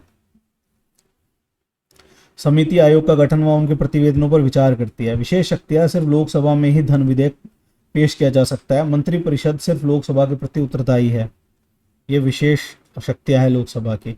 राष्ट्रपति पर महाभियोग लगाने व उपराष्ट्रपति को हटाने के संबंध में लोकसभा और राज्यसभा की शक्तियां समान है, एक समान है। संसद कानून कैसे बनाती है? प्रस्तावित कानून का प्रारूप जिसे विधेयक कहा जाता है, फिर मंत्रियों के अलावा कोई और सदस्य विधेयक पेश करे तो ऐसा विधेयक निजी सदस्यों का विधेयक कहलाता है, और जो मंत्रियों द्वारा पेश विधेयक होता है उन्हें सरकारी विधेयक कहा जाता है। विधेयकों के विभिन्न प्रकार है, सरकारी विधेयक, निजी सदस्यों का विधेयक, गैर वित्त विधेयक, वित्त विधेयक, सामान्य विधेयक, संविधान संशोधन विधेयक। जो वित्त विधेयक है वो केवल लोकसभा में लाया जा सकता है। विधेयक से कानून बनने का एक सफर होता है कि जनता की इच्छा, फिर उस इच्छा को एक समिति या आयोग की रिपोर्ट मिलती है, विधेयक समिति के पास भेजा जाता है, सदन में चर्चा होती है, फिर उस पर एक समिति या आयोग की रिपोर्ट दाखिल की जाती है, सदन इस रिपोर्ट को स्वीकार या अस्वीकार करता है, अगर स्वीकार करता है तो फिर विस्तृत चर्चा होती है, फिर वो पारित हो जाता है, रद्द हो जाता है, फिर दूसरे सदन में भेजा जाता है, दूसरे सदन अपना सुझाव दे के उसे भेज देता है, ठीक है, और फिर राष्ट्रपति विधेयक को मंजूरी देता है और पुनर्विचार के लिए लौटा देता है, या तो मंजूरी देगा लौटा देगा, फिर वो विधेयक बन जाता है, या जरूरत पड़ने पर दोनों सदनों की संयुक्त बैठक बुलाने का भी प्रावधान है। और विधेयक अगर धन विधेयक नहीं है तो किसी भी सदन में पेश किया जा सकता है। विधेयकों पर ज़्यादातर चर्चा संसदीय समितियों में होती है, इन समितियों को लघु विधायिका भी कहा जाता है। अंतिम चरण में विधेयक पर मतदान होता है, किसी विधेयक को लागू होने के लिए इसके दोनों सदनों में पास होना अनिवार्य है। विवाद की स्थिति में संसद का संयुक्त अधिवेशन बुलाया जाता है। धन विधेयक के मुद्दे पर राज्यसभा उसे या तो मंजूर कर सकती है या संशोधन प्रस्तावित कर सकती है, परंतु राज्यसभा धन विधेयक को अस्वीकृति नहीं दे सकती। अगर 14 दिनों तक उस पर कोई फैसला ना दे तो उसे राज्यसभा द्वारा पास मान लिया जाता है। आर्टिकल 109 में दिया गया है कि धन विधेयक राज्यसभा में पेश नहीं किया जाएगा, ये मेंशन्ड है। प्रश्नकाल वो काल है जिसमें संसद के अधिवेशन के दौरान रोजाना प्रश्नकाल आता है और प्रश्न पूछे जाते हैं। शून्यकाल, सदस्य किसी भी महत्वपूर्ण मुद्दों को उठा सकते हैं पर मंत्री उसका जवाब देने के लिए विवश नहीं है, पूछा जा सकता है, मेरा आंसर दें या ना दें उनकी इच्छा है। 1985 में 52वां संविधान संशोधन किया गया जिसमें दल बदल निरोधक कानून बनाया गया। 91वें संशोधन द्वारा पुनः संशोधित किया गया इसे। संसद अध्यक्ष अंतिम निर्णय लेता है, वह दल बदल किया है तो सदस्यता रद्द हो जाती है। चैप्टर 6 न्यायपालिका। भारतीय संविधान एकीकृत न्यायिक व्यवस्था की स्थापना करता है जो पिरामिड स्ट्रक्चर है। टॉप पे सुप्रीम कोर्ट है, देन उसके बाद हाई कोर्ट है, देन उसके नीचे डिस्ट्रिक्ट कोर्ट और उसके अधीनस्थ न्यायालय, ये सारे आते हैं। सुप्रीम कोर्ट का जो क्षेत्राधिकार है उसमें मौलिक जो उसके अधिकार है संघ व राज्यों के बीच जो मौलिक कार्य है सुप्रीम कोर्ट का उसमें आता है संघ व राज्यों के बीच विवादों का निपटारा करना। अपीलीय अधिकार है दीवानी, फौजदारी तथा संवैधानिक सवालों से जुड़े अधीनस्थ न्यायालयों के मुकदमों को अपील पर सुनवाई करना। सलाहकारी, जनहित व कानून के मामले में राष्ट्रपति को सलाह देना। विशेषाधिकार है जिसमें भारतीय भूभाग के किसी भी अदालत द्वारा पारित मामले या दिए गए फैसले पर स्पेशल लीव पिटीशन के तहत की गई अपील पर सुनवाई करने की शक्ति सुप्रीम कोर्ट को दी जाती है। और फिर आती है रिट, व्यक्ति के मौलिक अधिकारों की रक्षा के लिए बंदी, प्रत्यक्षीकरण, परमादेश, निषेध आदेश, उत्प्रेक्षण लेख तथा अधिकार परीक्षा जारी करने का अधिकार। आर्टिकल 137 सुप्रीम कोर्ट को अपने द्वारा सुनाए गए निर्णय या दिए गए आदेशों को पुनरावलोकन करने की शक्ति होगी। ये दिया गया है, रिव्यू एक तरीके से कर सकते हैं वो। आर्टिकल 144 भारत के राज्य क्षेत्र के सभी सिविल और न्यायिक प्राधिकारों उच्चतम न्यायालय की सहायता से कार्य करेंगे। आर्टिकल 144 सुप्रीम कोर्ट के दिए फैसले संपूर्ण देश पर लागू होते हैं। सुप्रीम कोर्ट हाई कोर्ट के न्यायाधीशों का तबादला कर सकता है। सुप्रीम कोर्ट किसी अदालत का मुकदमा अपने पास मंगवा सकता है। किसी हाई कोर्ट के चल रहे मुकदमे को दूसरे हाई कोर्ट में भिजवा सकता है। हाई कोर्ट निचली अदालतों के फैसलों पर की गई अपील की सुनवाई कर सकता है। फंडामेंटल राइट्स को बहाल करने के लिए रिट जारी कर सकता है। राज्य के क्षेत्राधिकार में आने वाले मुकदमों का निपटारा कर सकता है। अपने अधीनस्थ अदालतों का पर्यवेक्षण व नियंत्रण करता है। डिस्ट्रिक्ट कोर्ट जिले के दायर मुकदमे की सुनवाई करते हैं। निचले अदालतों के फैसले पर की गई अपील की सुनवाई करते हैं। गंभीर किस्म के आपराधिक मामलों पर फैसला देते हैं। अधीनस्थ न्यायालय जिसमें फौजदारी व दीवानी मुकदमों पर विचार करती है। सुनील बत्रा बनाम दिल्ली प्रशासन 1980 का एक केस था जिसमें तिहाड़ जेल में बंद कैदियों को दी जाने वाली शारीरिक यातनाओं के संबंध में सुप्रीम कोर्ट के न्यायाधीश कृष्णा अय्यर को एक पत्र भेजा गया जिसे जन याचिका माना गया। जनहित याचिका के रूप में प्रसिद्ध हुआ। सुनील बत्रा बनाम दिल्ली प्रशासन का केस 1979 में शुरुआत हुई थी जनहित याचिका की। न्यायपालिका ने बंद व हड़ताल को अवैध करार दिया। बंधुआ मुक्ति मोर्चा बनाम भारत संघ केस 1984 का है। व्यक्ति के अधिकारों की रक्षा करने के लिए संविधान 2 विधियों का उल्लेख करता है जिसमें सुप्रीम कोर्ट अधिकारों की रक्षा कर सके।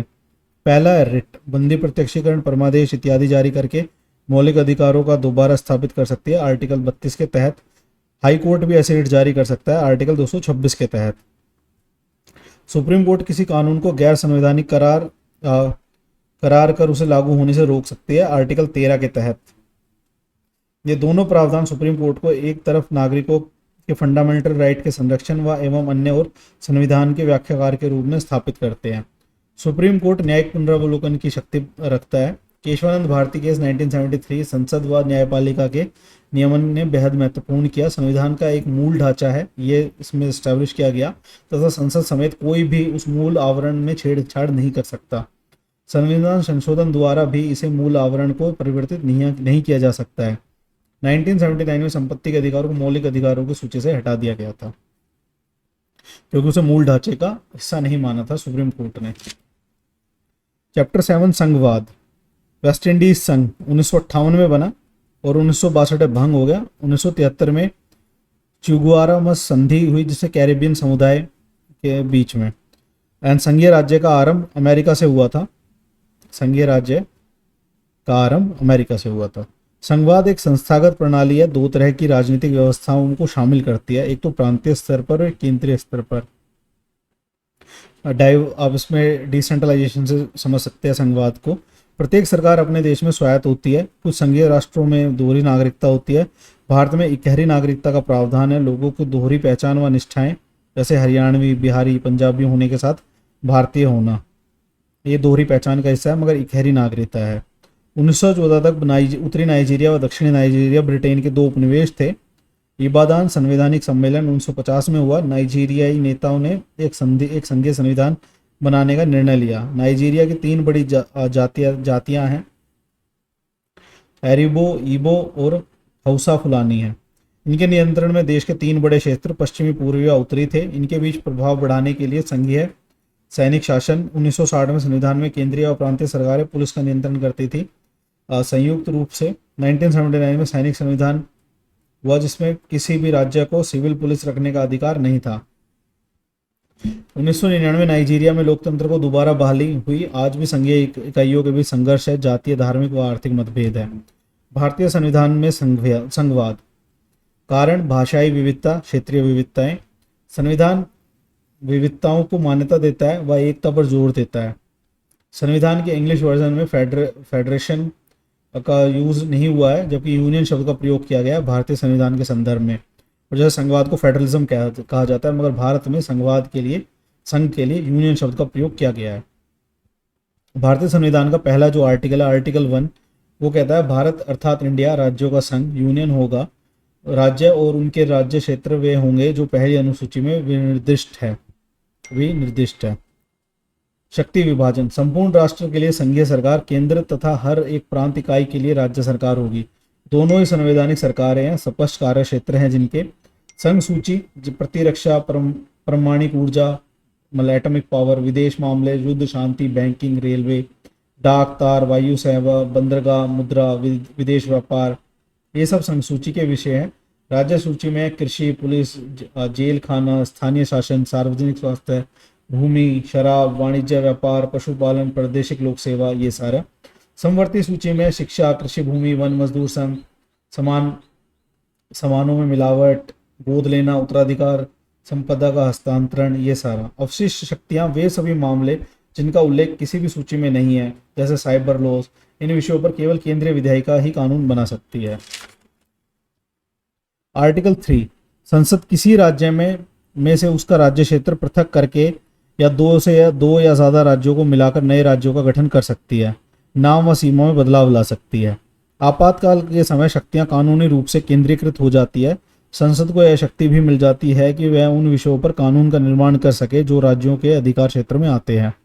आर्टिकल 257, उसका फर्स्ट क्लॉज कहता है कि प्रत्येक राज्य की कार्यपालिका शक्ति का इस प्रकार प्रयोग किया जाएगा जिससे संघ को कार्यपालिका शक्ति के प्रयोग में कोई अड़चन ना हो या उस पर कोई प्रतिकूल प्रभाव ना पड़े। संघ की कार्यपालिका शक्ति का विस्तार किसी राज्य को ऐसे निर्देश देने तक होगा जो भारत सरकार को इस प्रयोजन के लिए आवश्यक प्रतीत हो। आर्टिकल 33 एंड आर्टिकल 34, संघ सरकार को सरकार की शक्ति को उस अवस्था में बहुत बढ़ा देते हैं जब देश के किसी क्षेत्र में सैनिक शासन लागू हो। सशस्त्र बल विशिष्ट शक्ति अधिनियम, AFSPA, arm forces special protection act, power act बोला गया है इसे। राज्यपाल निर्वाचित पदाधिकारी नहीं होते हैं, केंद्र सरकार द्वारा नियुक्त होते हैं। सरकारिया आयोग जो 1983 में बना, उसने अपनी रिपोर्ट 1998 में दी। राज्यपालों की नियुक्ति आवश्यक तौर पर निष्पक्ष होकर की जानी चाहिए, ये सिफारिश की। आर्टिकल 356, राज्यों में राष्ट्रपति शासन लागू किया जाता है। राष्ट्रपति शासन को ज़्यादा से ज़्यादा 3 सालों तक बढ़ाया जा सकता है। राज्यपाल को यह अधिकार है कि वह राज्य सरकार को बर्खास्त करने व राज्य विधानसभा को निलंबित या विघटित करने की अनुशंसा कर सके। 1959 में केरल व 1967 के बाद बहुमत की परीक्षा किए बगैर सरकारों को निरस्त कर दिया गया। सुप्रीम कोर्ट ने निर्णय लिया कि राष्ट्रपति शासन लागू करने के फैसले की संवैधानिकता की जांच पड़ताल न्यायालय कर सकता है। राज्य पुनर्गठन आयोग 1954 में बनाया गया। 1960 में गुजरात व महाराष्ट्र का गठन हुआ। 1966 में पंजाब हरियाणा का अलग विभाजन किया गया। कावेरी जल विवाद है तमिलनाडु और कर्नाटक के बीच। आर्टिकल 371 कहता है विशेष प्रावधान नॉर्थ ईस्ट स्टेट्स के लिए कहे गए। और आर्टिकल 370 जिसका एक पार्ट हटा दिया गया है जम्मू और कश्मीर के संदर्भ में, इसमें विशेष प्रावधान थे जिसमें संशोधन कर दिया गया, समाप्त कर दिया गया है। चैप्टर 8, स्थानीय शासन। स्थानीय शासन की संस्थाओं को 1993 में संवैधानिक दर्जा प्रदान किया गया। गांव व जिला स्तर का शासन स्थानीय शासन कहलाता है। लॉर्ड रिपन जो वाइसरॉय थे 1882 में, उन्होंने मुकामी बोर्ड बनाया था, लोकल बोर्ड बनाया था। तो लॉर्ड रिपन को भारत में स्थानीय शासन का जनक माना जाता है। गवर्नमेंट ऑफ इंडिया एक्ट 1919 और 1935 में बनने के बाद बहुत से प्रांतों में ग्राम पंचायतें बनी। भारत की आज़ादी का मतलब होना चाहिए समूचे भारत की आज़ादी। आज़ादी की शुरुआत सबसे नीचे से होनी चाहिए। इस तरह हर गांव एक गणराज्य होगा, ये महात्मा गांधी का कथन है।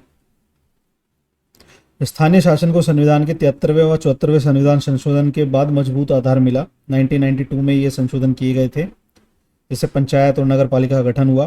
कम्युनिटी डेवलपमेंट प्रोग्राम 1952 में शुरू किया गया। त्रिस्तरीय पंचायती राज व्यवस्था की सिफारिश की गई, जिसके तहत 1960 में गुजरात महाराष्ट्र ने निर्वाचन द्वारा निर्मित स्थानीय निकायों की प्रणाली अपनाई। 1989 में पीके थंगन कमेटी थी जिसने स्थानीय शासन के वर्गों को संवैधानिक दर्जा देने की सिफारिश की। पीके थंगन कमेटी 1989। ब्राजील के संविधान में प्रांत, संघीय जिले तथा नगर पालिका परिषद की व्यवस्था है। 1992 संविधान संशोधन 73 एंड 74। 73 गांव के स्थानीय शासन पंचायत की बात करता है। 74 शहरी स्थानीय शासन नगर पालिका की बात करता है और 1993 में लागू हुआ। 92 में आए 73 एंड 74 कॉन्स्टिट्यूशन अमेंडमेंट एंड 1993 में लागू हुए। जो 73 कॉन्स्टिट्यूशन अमेंडमेंट है वो त्रिस्तरीय बनावट की बात करता है, जिसमें एक तो जिला पंचायत टॉप पर है, ग्राउंड लेवल पे ग्राम पंचायत और बीच में है ब्लॉक लेवल पे तालुका, प्रखंड, मंडल जिसे कहा जाता है। ये छोटे राज्यों में आवश्यकता नहीं होती ब्लॉक लेवल की पंचायत की। और जो हर एक वयस्क है वो ग्राम सभा का सदस्य होता है। तीनों स्तरों पर प्रत्यक्ष रूप से जनता चुनाव करती है। अवधि 5 साल की होती है। 1/3 सीट महिलाओं के लिए आरक्षित है। SC ST आरक्षण तीनों स्तरों पर मिलता है। प्रदेश सरकार जरूर जरूर समझे तो OBC की भी सीटें आरक्षित कर सकती है। तीनों स्तर पर चेयरपर्सन पद तक आरक्षण दिया गया है। ग्राम सभा की भूमिका व कार्य का निर्णय प्रदेश के कानूनों द्वारा होता है। आर्टिकल 243 जी कहता है पंचायतों की शक्ति प्राधिकरण व उत्तरदायित्व किसी प्रदेश की विधायी का कानून बनाकर 11वीं अनुसूची में दर्ज मामलों में पंचायत को ऐसी शक्ति व प्राधिकार प्रदान कर सकती है। आदिवासी जनसंख्या वाले क्षेत्रों को 73rd संशोधन के प्रावधानों से वंचित रखा गया था। 1996 में पृथक अधिनियम बनाया गया व इन क्षेत्रों को शामिल किया गया, ट्राइबल एरियाज को। राज्य चुनाव आयुक्त प्रदेशों के लिए अनिवार्य है कि वे एक राज्य चुनाव आयुक्त को निर्वाचित करें। पंचायती राज चुनाव के लिए भारत के चुनाव आयुक्त के समान प्रदेश का चुनाव आयुक्त भी स्वायत्त है, एक मुक्त अधिकारी। स्वायत्त का अर्थ ही होता है।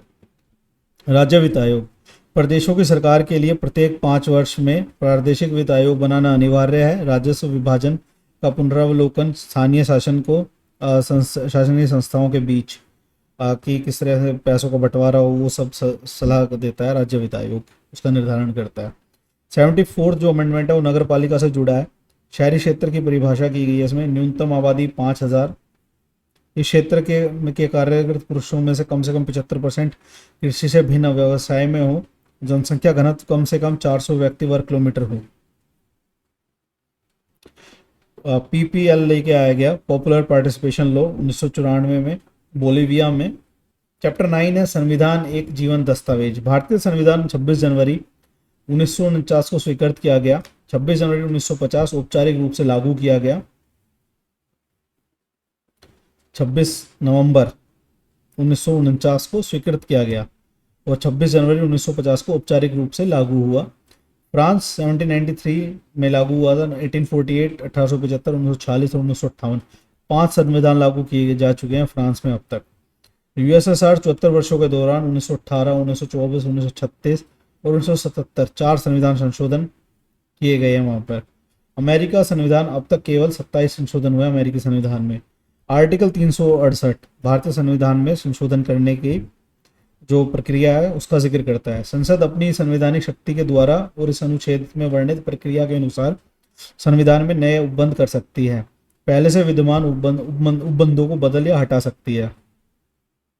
जो भारतीय संविधान की प्रकृति है वो थोड़ा लचीला है तथा कठोर भी है।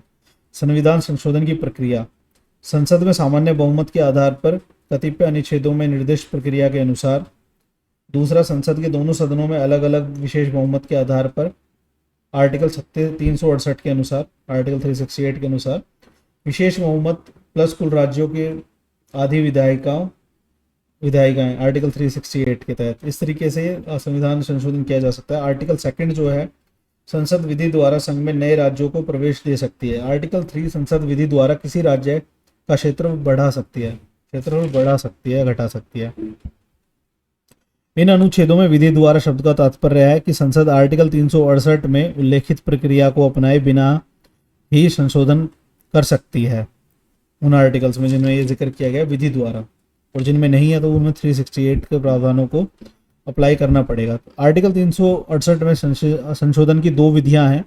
संसद के दोनों सदनों में विशेष बहुमत द्वारा, संसद के खास बहुमत तथा राज्य विधान पालिकाओं की आधी संख्या की जरूरत है। संशोधन विधेयक को भी राष्ट्रपति के अनुमोदन के लिए भेजा जाता है, परंतु इस मामले में राष्ट्रपति को पुनः विचार करने का अधिकार नहीं है। विशेष बहुमत संशोधन विधेयक के पक्ष में मतदान करने वाले सदस्यों की संख्या सदन के समस्त सदस्यों की संख्या की न्यूनतम आधी होनी चाहिए।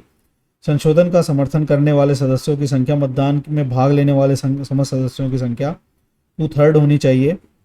संशोधन विधेयक को संसद के दोनों सदनों में मुक्त रूप से पास करने की जरूरत होती है। संशोधन विधेयक को संयुक्त सत्र बुलाने का प्रावधान नहीं है। संशोधन के मामले में कोई भी संशोधन विधेयक विशेष बहुमत के बगैर पास नहीं किया जा सकता। कोई भी संशोधन विधेयक विशेष बहुमत के बगैर पास नहीं किया जा सकता। राज्यों द्वारा अनुमोदन। राज्य व केंद्र सरकार के मध्य शक्तियों के बंटवारे संबंधित जनप्रतिनिधित्व से संबंधित अनुच्छेदों में संशोधन करने के लिए राज्यों से सलाह लेना और उनकी सहमति प्राप्त करना जरूरी होता है। कोई विधेयक आधे राज्यों के विधानसभाओं द्वारा पास ना हो जाए तब तक संशोधन प्रभावपूर्ण नहीं माना जाएगा। 1970 टू 1990 तक के 2 दशकों में व्यापक पैमाने पर संशोधन हुए। आज तक जितने भी अमेंडमेंट हुए हैं उन पर जिक्र उनमें देखते हैं। संशोधनों की विषय वस्तु आज तक जितने भी हुए हैं 100 प्लस हो चुके हैं।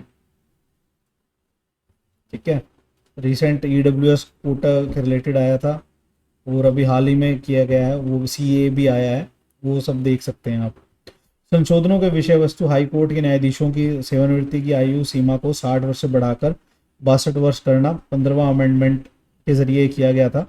सुप्रीम कोर्ट के न्यायाधीशों का वेतन बढ़ाना 55वें संविधान संशोधन द्वारा। मंत्रिपरिषद की राय राष्ट्रपति के लिए बाध्यकारी होगी, ये आर्टिकल 74(1) में जोड़ा गया। दल बदल विरोधी कानून आर्टिकल 52 ले गया गया, बाद में 91वां संविधान संशोधन भी उससे जुड़ा हुआ है। 52nd amendment and 91st amendment. Minerva Mill प्रकरण 1980 में हुआ। चैप्टर 10 संविधान का राजनीतिक दर्शन। 1947 में जापानी संविधान को बोलचाल में शांति संविधान कहा जाता है। 1947 के जापानी संविधान को बोलचाल में पीस कॉन्स्टिट्यूशन कहा जाता है, शांति संविधान कहा जाता है। इसकी प्रस्तावना में लिखा गया, सदैव के लिए शांति की कामना करते हैं और हम लोग मानवीय रिश्तों का नियंत्रण करने वाले उच्च आदर्शों के प्रति सचेत है। जापान के संविधान का दर्शन शांति पर आधारित है। आर्टिकल 9 जापानीज कॉन्स्टिट्यूशन का कहता है कि बल प्रयोग से सर्वदा के लिए दूर रहेंगे। थल सेना, नौसेना व वायु सेना तथा युद्ध के दूसरे साजो सामान कभी भी नहीं रखे जाएंगे, इसीलिए पीस कॉन्स्टिट्यूशन कहा जाता है। भारतीय संविधान लोकतंत्र, स्वतंत्रता, विविधता, सामाजिक न्याय, धर्मनिरपेक्षता, सार्वभौमताधिकार, संघवाद, समानता, राष्ट्रीय पहचान, एकता, इन सब पर बल देता है। शास्त्रीय उदारवाद, क्लासिकल लिबरलिज्म का जिक्र मिलता है यहाँ पर। सामाजिक न्याय तथा सामुदायिक जीवन मूल्यों के ऊपर सदा व्यक्ति को महत्व देता है, मतलब व्यक्ति महत्वपूर्ण है क्लासिकल उदारवाद के तहत। भारतीय संविधान का जो उदारवाद है इससे थोड़ा अलग है, वह कहता है कि सामाजिक न्याय से संबंधित है। SC ST के लिए रिजर्वेशन एक एग्जाम्पल है उसका। भारतीय संविधान में उदारवाद का जो जिक्र है उस तरीके से मिलता है। समुदायों के बीच समानता के संबंध को बढ़ावा देता है, भारतीय संविधान का उद्देश्य है बढ़ावा देना। कॉन्स्टिट्यूशन ऑफ इंडिया बिल 1895 लेके आया, जिसमें अनौपचारिक रूप से संविधान बनाने की पृथक कोशिश की गई। KM पणिकर जो है भारतीय उदारवाद में 2 धाराओं का जिक्र करते हैं। पहली है राम मोहन रॉय की धारा, दूसरी है स्वामी विवेकानंद, KC सेन व जस्टिस राणा डे।